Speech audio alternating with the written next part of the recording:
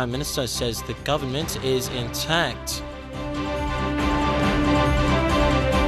Slow distribution of relief supplies to drought-affected areas. And the central bank releases commemorative coins. This is National EMTV News with Tokana Hasavi. A very good evening to you, and thanks for joining me with Thursday's news. It's good to have your company. Prime Minister Peter ONeill is not moved by attempts to raise a vote of no confidence motion in this month's Parliament session. He says the government is intact and focused on delivering on its key policies. Though the economy is struggling, ONeill assured the people priority areas of health, education and infrastructure will be maintained. Prime Minister Peter ONeill remains unfazed by moves to oust him through a vote of no confidence. He told a gathering today at Tatana in Port Moresby that the government still has the numbers. Our government will be there till 2017. Don't worry about few people on social media and one or two leaders. We already know about them. Don Pollier yesterday called on members of the government to side with him to overthrow the government. The opposition is always ready. We might be a tiny number, but we're always ready to stand up for the people of this nation as we have illustrated so far. The onus now is on the government side to make this stand. And my challenge to them is they need to make this stand this coming Parliament session because the opposition is ready. The recent Supreme Court decision, which nullified amendments to Section 145 and 142 of the Constitution, allows for only 11 signatures and not 22 signatures to sign a motion. This could see Peter ONeill be removed come the October and November Parliament sitting should the opposition muster the numbers. On the economic front, Prime Minister Peter ONeill admits a setback in the economy, blaming the commodity price crisis. He says cuts to key priority areas of health, education and infrastructure will not be enforced. Everything we export has come down. That is why the money coming into government is slowed down a bit. But we are not cutting the priority areas of education, health, law and order, infrastructure. Those are priorities of government. Money going to all the districts, money going to all the provinces, continue to stay. Only yesterday, independent body like ANZ Bank and their leading economists, if you see today's paper, saying that Papua New Guinea government has taken a responsible action by cutting non-priority areas and making sure that we manage the economy well. However, the opposition thinks otherwise, citing huge cuts to these priority areas. I have looked into those areas that will be cut, and I have learned that the 1.4 billion kina will be cut from health, from education, and from transport infrastructure development. Those are the key enablers in the Vision 2050. Mickey Cavera, National EMTV News.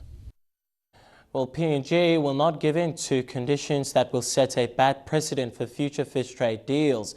Fisheries Minister Ming made this statement today at a fisheries meeting in Nadi, Fiji, among Pacific fisheries ministers.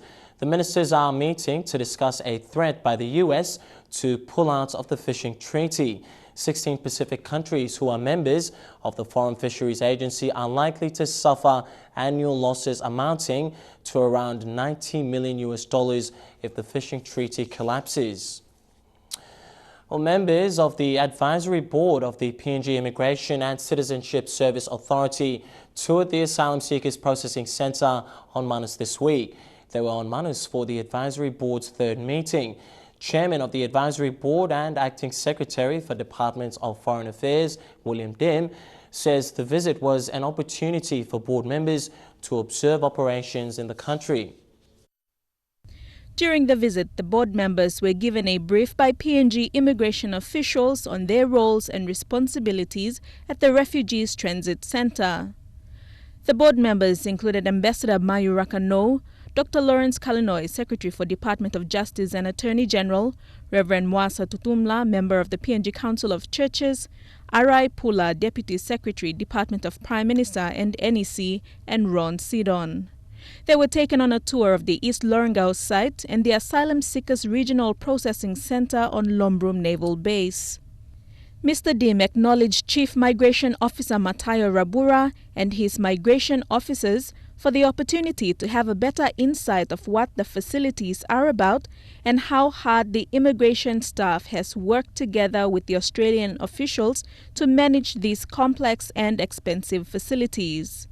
The advisory board members met with the Manus Provincial Administrator Andrew Posong, and they also met with the Australian service providers in the health and security sectors, who also briefed the board members on their responsibilities as well as the challenges faced.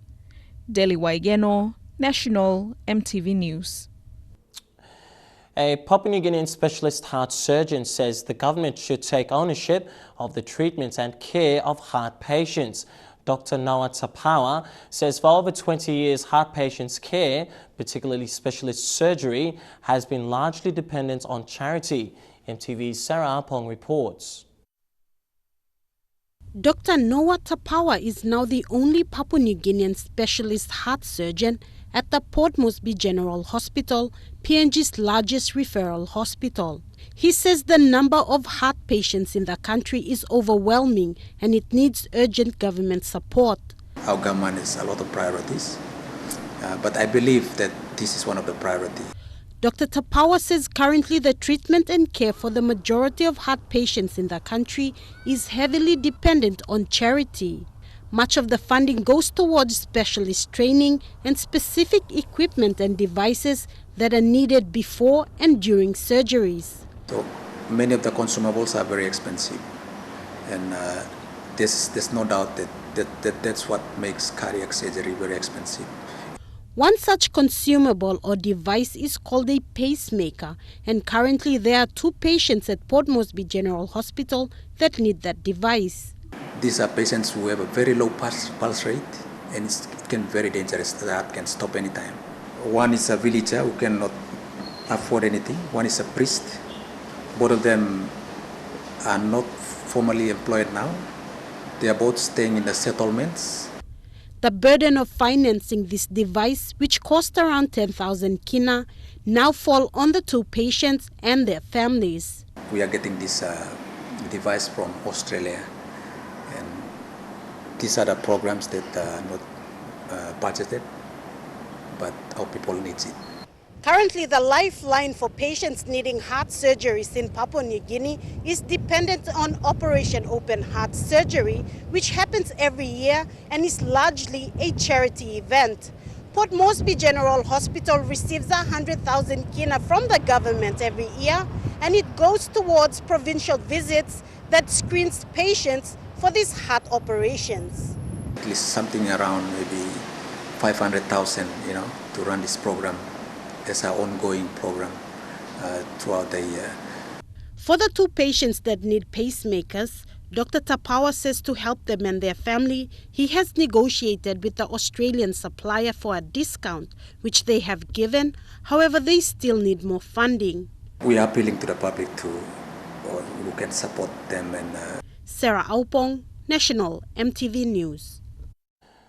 Commissioner of Police Gary Bucky is dismayed at a court order granting a stay on his decision to dismiss senior police detectives heading the fraud squad, Thomas Elu and Timothy Kitua.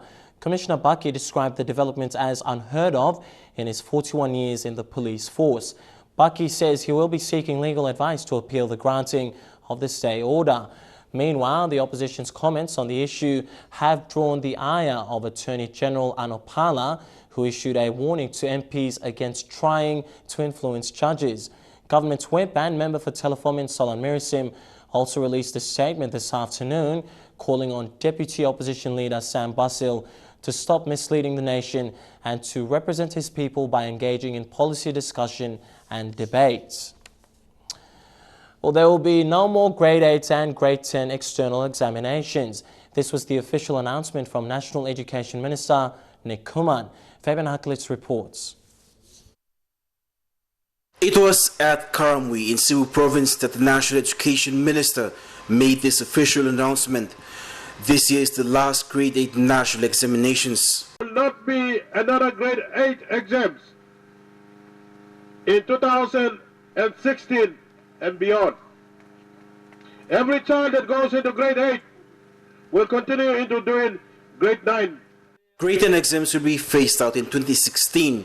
The only exam will be for grade 12s that will determine their future. So going into the future, grade 10 exams will stop as of next year. And the only exams that we will have in this country will be a grade 12 examination.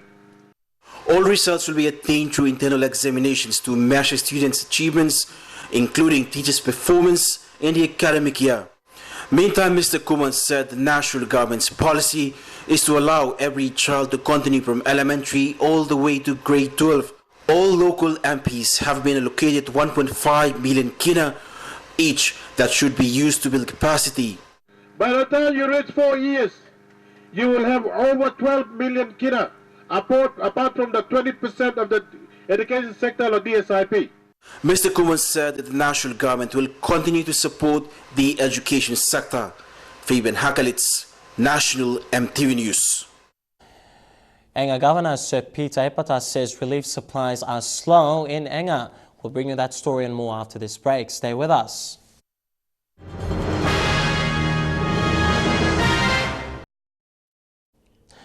Good to have you back with the news. The Office of the Governor-General has announced the investiture dates for the 2015 Queen's Birthday Honours and the 2015 Order of PNG Independence Anniversary Honours and Awards. The Queen's Birthday Honours investiture ceremony will take place on the 5th of November at Government's House.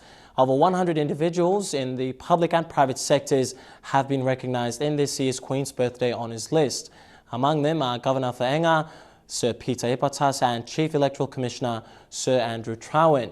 The second investiture ceremony for the Order of PNG Independence Anniversary will be held on Thursday, the 12th of November at Government's House. 4 more districts in Enga Province are yet to receive disaster relief supplies. Enga Governor Sir Peter Epatas says relief distribution from the national government and relevant agencies have been too slow. Governor Epatas is calling for proactive measures because he says people have suffered for too long. Enga is one of the provinces in the Highlands region severely affected by frost. However, relief assistance to its districts have been slow, and so far only Kandep district has benefited from supplies. Enga Governor Sir Peter Epatas said agencies coordinating from the national level are slow.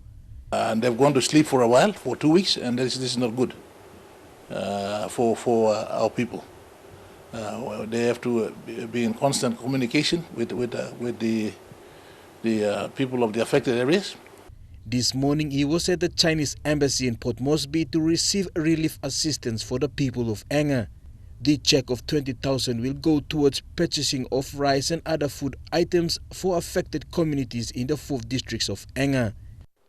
I hope this donation will help relieve the hardship the Enga people is experiencing now. So far, over 50,000 in cash and kind has been presented to the Enga provincial government by the Chinese community, including business houses and construction companies, to assist in relief efforts. Just recently, Enga experienced little rainfall, but that has made conditions worse for the people's only staple food. It's been a bit of rain in the province, but because the rain has come, it's actually affected the sweet potatoes in the ground.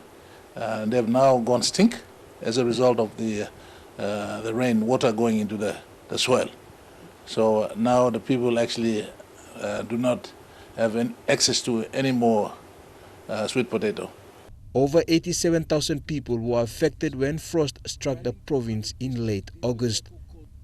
Jack Lopave Jr., National MTV News. The government has paid out more than 180 million kina as insurance for vehicle accidents over the last 10 years. Western Highlands Province has topped the list with the highest number of claims, followed by Eastern Highlands.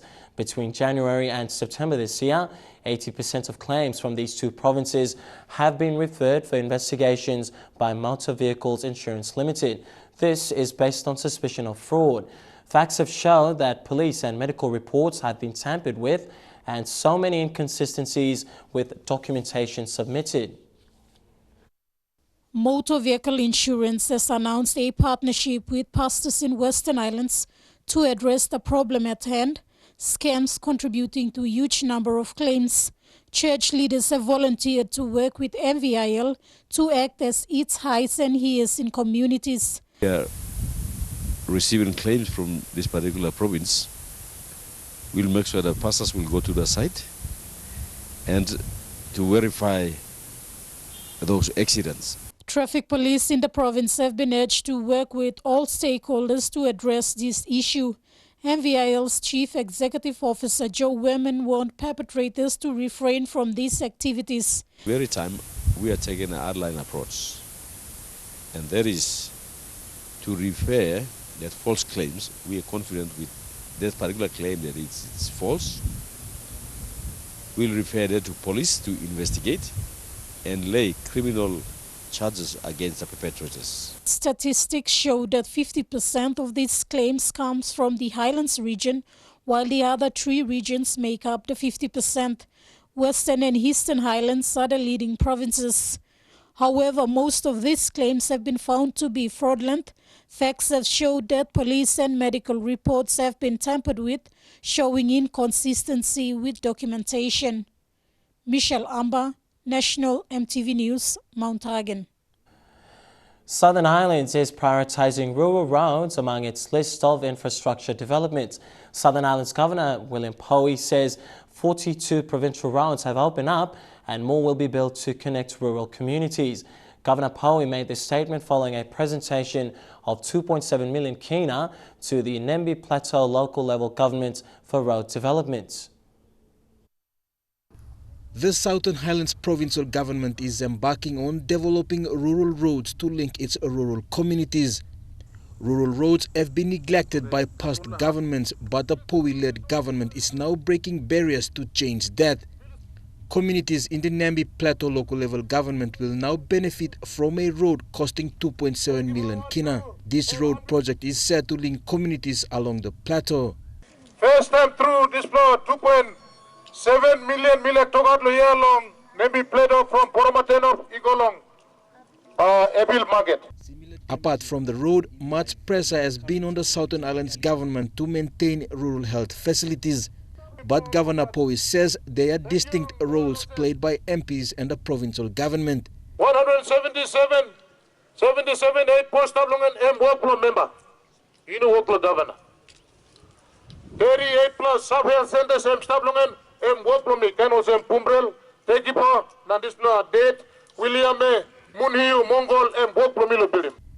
Governor Powie, meanwhile, says the provincial government will work with district development authorities to fix rundown government stations. The province has also seen a turnaround with lawlessness under control. One more legally road block, one more legally something, now road master free. Maybe like him this law. Maybe like one road block come up. Southern Highlands is also benefiting from national highways crisscrossing in the Upper Mandi district. A recent road opened is the Mandi-Kandep Road, and just last week 3 major road projects for the province was signed at the government house, including the Mandi-Tambul Road. What will happen as a result of this road construction? It will transform that region. Jack Lapawa Jr., National EMTV News. The Bank of Papua New Guinea has released 2 commemorative coins to mark the University of Papua New Guinea's Golden Jubilee.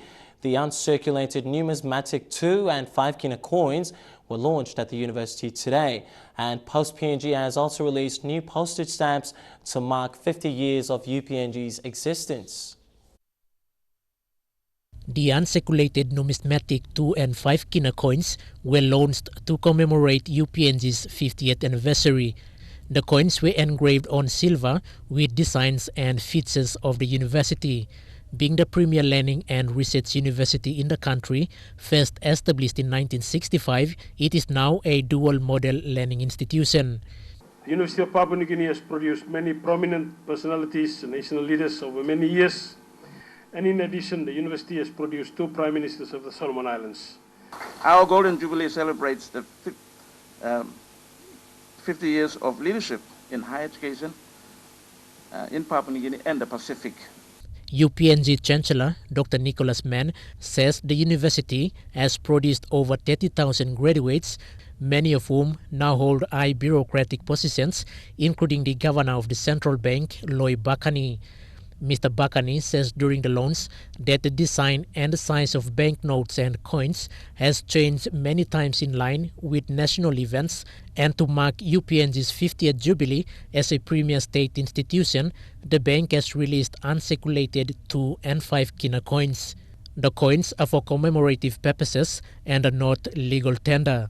We have a lot of these around, so if you want to, you're one of those who are eager to collect coins or notes for the future for your children, and or come over to the bank and we'll be able to help you out. Those who want the commemorative coin can purchase them at BPNG or at the university. Chairperson of the 50th Jubilee Committee, Dr. Stephen Winduo, says the challenge now rests on the students, the academic staff, administration and the board to move the school into the future. And the future seems very uncertain, but it's predictable. That the University of Papua New Guinea itself has a clear direction in which it moves forward. Quinton Alomp, National EMTV News. And now let's check out the finance news. The kina closed unchanged at $0.3470 in the interbank market today, and a Bank South Pacific our kina was trading at $0.3395 $0.4677 Australian dollars, $0.2986 euro, and 40.39 Japanese yen. Looking at commodity prices at New York close, gold closed the day lower, while coffee, cocoa, and copper closed higher. Palm oil closed lower, crude oil and copper closed the day higher. And finally, on the stock market, the Dow Jones closed at 122 points higher, the ASX closed at 14 points lower, and the All Ordinaries closed at 30 points higher. Among more stories after this break, the Catholic Professional Society refers Speaker of Parliament to the Ombudsman Commission. Stay with us for that story and more.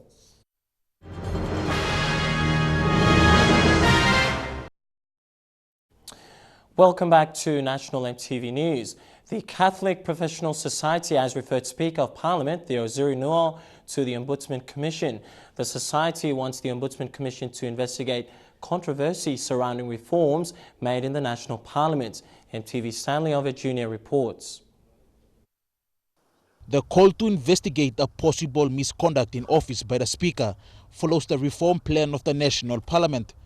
The Catholic Professional Society, led by President Paul Herignan, says there is evidence to suggest the Speaker has used his position to pursue a private religious view and belief to bring in the King James Version of the Bible. Possible amendments to the Constitution is what the association wants the Ombudsman to investigate, as Herignan says the reforms in Parliament is seen as altering the freedom of religion, which comes under Section 45 of the Constitution. Speaker's intention, if he is to proceed through to the end, is to bring about that amendment, and we are opposed to that amendment. The Society referred the Parliament Speaker, Mr. Zurinok, on 7 grounds. Number 1 is the King James Bible and the National Identity and Unity Project.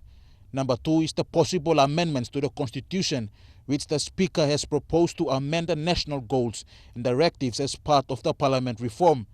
Number 3 is the destruction of cultural artifacts in Parliament, which the Catholic Professional Society says the Speaker is blaming for the moral sins and corruption of the government. Number 4 is use of public funds. We want to know if public money is used. We want to know whether proper processes have been obtained to use those public funds to carry out his reform project. Because he is accountable to the people and to the government on the use of the funds. The 6th is lies and misrepresentations, where it is said that Parliament has allowed the Bible to be placed in the chambers, but there are no Parliament reports from the 30th and the 31st of July to give evidence that it has been approved. We have with us the handset, Parliament handset, that's the official record of the proceedings of Parliament. The handset indicates that Parliament has never approved the King James Bible to be put in the House. So the King James Bible as we speak, is sitting in the Parliament House chambers without the approval of Parliament. The Professional Society has also issued a constitutional challenge in the Supreme Court.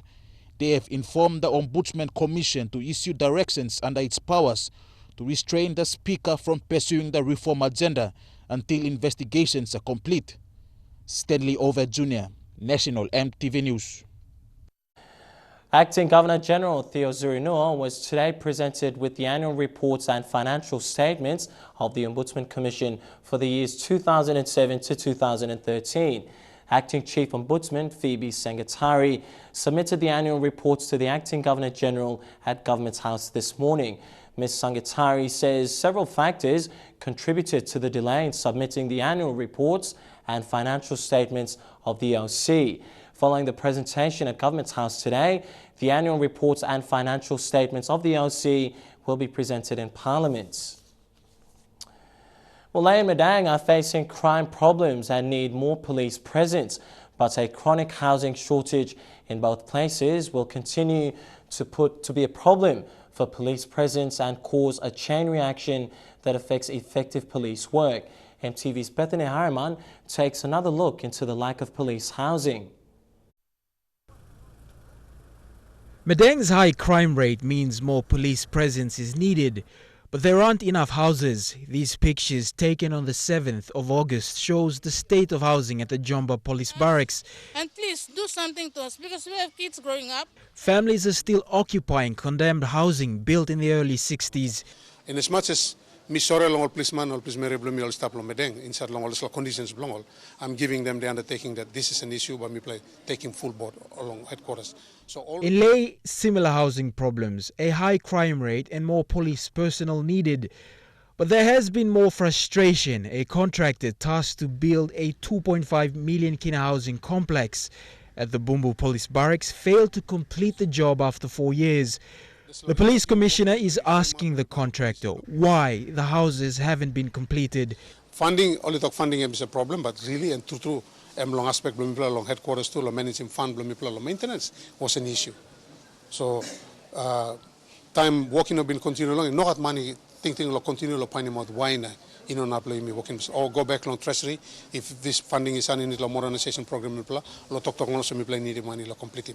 The project began initially costing 2.5 million kina, but the cost will have increased since 2012 when the project began. The police housing problem has a chain reaction that affects the whole operation of the Papua New Guinea Royal Constabulary around the country. Without housing, police personnel cannot be rotated around the country to maintain fresh presence. Effective police work is then affected when the people grow accustomed to the person wearing the uniform. Now the government is keen on increasing police numbers, but housing continues to be a problem if funding isn't made available to build new houses. Bethany Harriman, National EMTV News, Lae. Morobe Governor Kelly Naru has called on the government to be fair in its yearly PSIP funds distribution. The governor's call comes after Morobe receiving 4 million kina of its 45 million kina budget for its 2015 public service programs. MTV's Colin Baralai reports. This year, Morobe Province received just 4 million kina of the 45 million kina it was supposed to get from the national government. The delay of funds is affecting the provincial government's Medevac program. Morobe Governor has called on the government to be fair in its distribution of funds. Government now, me like him government, he looks away also equal and equitable distribution of funds and resources to the majority of the people of this country. Morobe has 9 districts scattered on rugged terrains. Sometimes people find it difficult for accessing basic health services. In other areas, people walk long distances to get to the nearest aid post. This year, the Provincial Health Service has been restricted in its operations. Some have where me had long manage him now. Me play using more money, me play long internal revenue budget now. Me play working through long double him working, but we can only stretch so much. The call for equal access of PSIP funds has come amidst Morabe's increasing demand for quality health services. Now, since the Medevac program, more than 200 women have benefited from it, and further delays in its funding will cause its total collapse.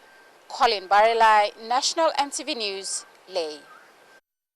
Over to regional news now. Australia's highest court has considered the legality of the Australian government's offshore refugee detention camps. The consideration comes after a Bangladeshi asylum seeker from Nauru was brought to Australia for medical treatment in August last year and now refuses to return to Nauru.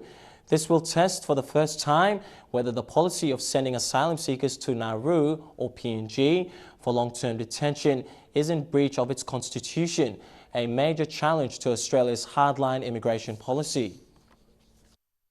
The case on behalf of a pregnant Bangladeshi woman who was brought to Australia from Nauru because of serious health complications and is now being forced to return with her infant child. Supporters say she is terrified of returning to Nauru. The Australian High Court will determine whether the policy of sending asylum seekers to Nauru for long-term detention is constitutional. This woman has a 10-month-old baby. She wants to rebuild her life somewhere safe and somewhere where she can move on with some certainty. And it's abundantly clear that that cannot happen on Nauru. Successive Australian governments have vowed to stop asylum seekers reaching its shores, turning boats back to Indonesia when it can, and sending those it cannot for detention in camps on Manus Island in PNG and Nauru. Harsh conditions at the camps, including reports of systemic child abuse, have been strongly criticised by the United Nations and human rights groups. Well, without doubt, the questions at the heart of this case really strike at the core of the current offshore detention arrangements. They question the power of the Australian government to fund offshore detention. They question the power of the Australian government to control offshore detention. Nauru unexpectedly said on Monday that all 600 asylum seekers held there would be allowed to move freely around the island and all their applications would be processed this week. Australian Prime Minister Malcolm Turnbull last month said he was concerned about conditions in the camps, but gave no indication of a policy change. Immigration Minister Peter Dutton said Nauru's decisions were unconnected to the High Court challenge. I can't speculate on what the policy implications may be of a decision that hasn't been made, but I think it's fair to assume the answers to these legal questions will have significant implications going forward. Well, True Guy Sports is coming up next and we'll have news on the National Soccer League and boxing. I'll be back with the details. Stay with us.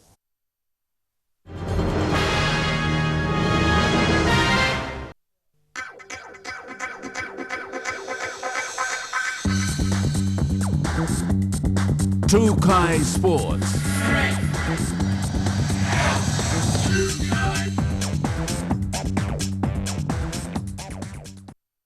Welcome to True Guy Sports. To football, NSL, the semi-professional competition, is set to kick off its 2015 to 2016 season on November 14. This comes after the PNG Football Association announced that expressions of interest closed today. The new look NSL will feature 10 teams from both the southern and northern regions with an affiliation of 60,000 kina. The criteria for inclusion into the country's biggest football competition includes incorporation of franchise clubs as a company, having them registered with the IPA without a conflict of ownership. Clubs must either have their home ground or demonstrate their ability to have their own home ground within 3 years. Although currently, only Hekari FC over the years have had their own home ground, along with Medang and grand final winners, Lae City Dwellers. Clubs have also been asked to adequately demonstrate their ability to meet all financial commitments during the season. With the annual affiliation fee of 60,000 kina, which must be paid before the 30th of October. 10 franchise clubs have expressed their interest to participate in the 2015 to 2016 National Soccer League in November. They are Besta PNG United FC, last year's minor premiers Hekari United FC, champions Lae City Dwellers FC, and runners-up Medang FC, to name a few. Gigira Laitepo is making a comeback after missing out last season. 4 franchises in FC Port Moresby, Lagatoy FC, Goroka FC and Tavur FC have shown interest but have yet to submit the expression of interest. Dion Kombang, National, MTV Sports. Well, to boxing, and Charles Kammer lost his bout to opponent Korean Sogohomonyan from Armenia in the AIBA Boxing World Championships last night. Both fighters were evenly matched and took the fight to 3 rounds. However, Kammer lost on points.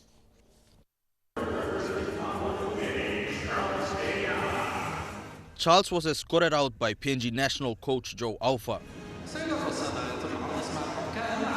He started slow in the first round, letting his Armenian opponent capitalize and score early.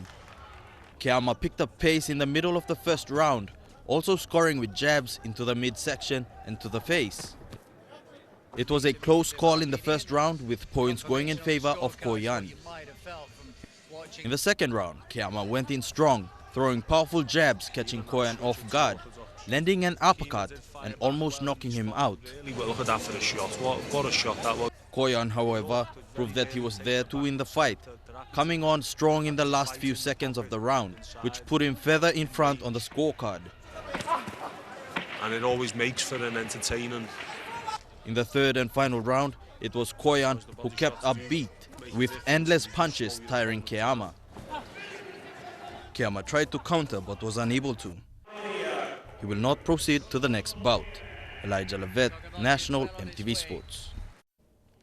Well, True Guy Sports continues after this break. Stay with us.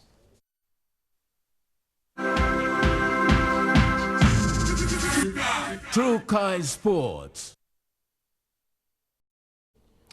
Good to have you back with True Guy Sports. The Malalau Rugby League Association in Gulf Province received a cheque of over 6,000 kina from Dekanai Construction yesterday. The construction company is currently working on a road project in Malalawa and is happy to support the development of sports in the district. The sportsmanship will go towards the purchase of trophies for the grand final. After 10 years, this was the first of its kind cheque presentation to the Malalawa Rugby League Association since the rugby league competition died out in 2005. Matthew Fallon, the managing director of Dekanai Construction, when presenting the cheque, said the company was happy to give back to the people since Dekanai has been working in the area on a road project. The company has also engaged 600 youths for work. Jim Tapura and myself, Matthew Fallon, are very proud to be presenting this cheque to the Malalawa Rugby League Association. This cheque will go into helping Malalawa Rugby League purchase trophies for the grand final, which is scheduled for the 7th of November. President Mr. George Larrett thanked Dekanai Construction for coming on board with the sponsorship. I really appreciate the gift that the company has created for the grand final. We heard that Dekanai will also help the youths with sports in the province. So we just verbally talked on the road, and just before starting, it just gave us a cash amount of 3,000 kina to just move forward the opening of the rugby. I really thank for the presentation that is now given to my league with trophies and seals amount of 6,600. 12 clubs so far are participating in this competition, with 2 more games to be played before the grand final. Apart from the road project, Dekanai is doing awareness on AIDS and development of sports in the district. Mike Hoime, National, MTV Sports. Well, True Guy Fun Run today announced 5 lucky scholarship winners to study at the Institute of Business Studies. The 5 winners were chosen after they entered the True Guy Fun Run draw. IBS, in conjunction with the PNG Olympic Committee and True Guy Industries, is assisting young people get an education through the scholarship program. MTV's Rafaela Kaore reports.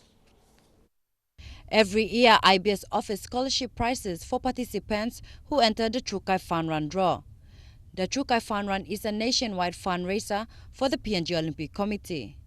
5 lucky winners announced today are Kenneth Tallard from Boost Secondary School, Barana Kofe Nahola Youth Development, Shirley Naras, Bumayon Lutheran Secondary School, Emmanuel Nablab, Department of Distance Learning, and Peter Subul from Namatanai Secondary School. He is taking another step going forward by doing an IBS research center. We have started the work already. And by doing that, we will be helping the IBS, not only IBS, but also the business community, also the leadership community in PNG, for them to really understand what is required by the country. And also, IBS is planning to put another step forward, doing a career development. We know that the workforce in PNG, they are yet to come up. They have to take it up all the leadership activities, leadership levels in PNG. Funds from the Trukai Fun Run goes towards the athletes' participation at international competitions such as Pacific Games, Commonwealth Games and Olympic Games. From Trukai and IBS are really, really important. The organisation at the moment is undergoing a strategic review. It's looking at where it wants to head in the next 5 years. And certainly events like the Fun Run are really important for the organisation. If we look at it a little bit deeper, the organisation is about providing opportunities for Papua New Guineans to excel and to be better and to achieve their dreams. The Trukai Fun Run is an annual event nationwide. Rafaela Kaure, National EMTV Sports. And that report wraps up our Trukai Sports segment tonight. Stay tuned. We'll have your weather details for the next 24 hours after this break. Trukai Sports.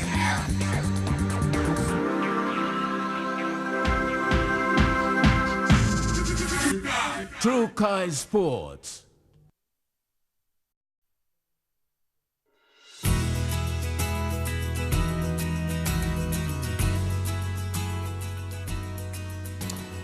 And now let's take a look at the weather forecast for the next 24 hours. In southern region, the nation's capital, dry, although cloudy at times. Dry and windy in Daru, mostly dry in Karama and Popondetta, and it's all fine weather in Alata. In Momase, dry, although cloudy at times expected in Lae City, mostly dry expected in Wewak and Vanimore, with Madang to expect fine weather. In the New Guinea Islands, fine although windy expected in Lorengau, brief evening showers possible developing in Kavieng, brief showers for Kokopo and Rabaul, mostly fine in Kimbe and Puka to look forward to brief thundery showers. In the Islands region, all centres dry weather, morning fog patches. Now to forecasts for small ships, but first there is a strong wind warning current for all coastal waters of Papua New Guinea, except for waters west of Wewak to Aitape, to Vanimore and the northern PNG Indonesian border. Taking a look at waters of southern PNG Indonesian border through Torres Strait, Daru to Kiwai Island, Karama to Yule Island, to Hood Point and Samarai Island, seas of 2.5 to 3 metres. Waters of eastern and western Milne Bay Islands, including waters of Samarai Island to Cape Bogle to Finschhafen, including Vitia Strait, Siasi Island to Long Island, Madang to Bogia to Wewak, seas of 2.5 to 3.5 metres. Waters west of Wewak to Aitape, to Vanimore and the northern PNG Indonesian border, seas of 0.5 to 1.3 metres. Waters of Manus and its western group of islands, seas of 2.5 to 3 metres. And lastly, waters of New Britain to New Ireland and Bougainville, seas of 2.5 to 3.5 metres.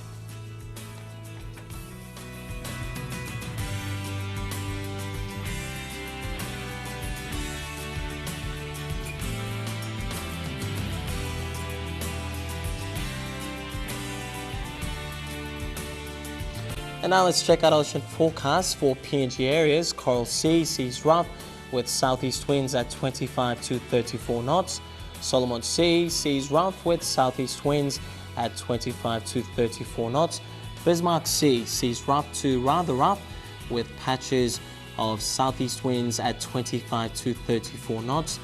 And lastly, Pacific Ocean seas rather rough with southeast to southerly winds at 20 to 25 knots.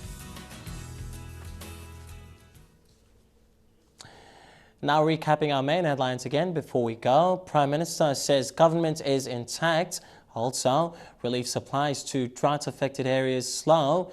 And UPNG and Central Bank releases Golden Jubilee coins. Well, that's been the news, sports and weather this Thursday, October 8, 2015. From the news crew, I'm Tokana Asavi Jr. Thanks for your company. You take care and stay happy. Good night.